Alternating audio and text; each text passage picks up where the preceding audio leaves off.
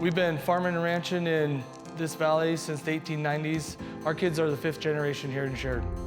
We've been making distilled spirits since 2005.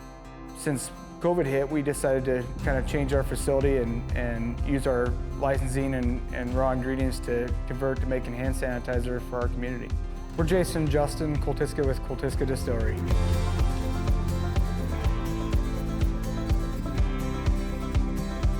So we use the World Health Organization formula for manufacturing our sanitizer. It's an 80% antiseptic hand sanitizer solution.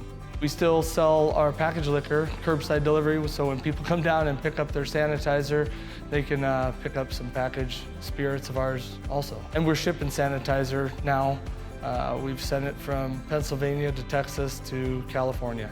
So the response in the community has been overwhelming for us. We've got emails from some organizations we belong to, the American Craft Spirits Association. There's other distilleries around the United States that started producing sanitizer, and I talked with Justin and said, hey, this is something we need to do. And it wasn't a day or two after that, the state was calling, trying to get on board with all the other distilleries to start working in our local communities to see what we can do. We're trying to do our part moving forward, and if there's another phase 2 of this ordeal, then we'll be prepared for it. Sheridan's always been a tight-knit community. We feel pretty fortunate to be part of it. All of us are in this together.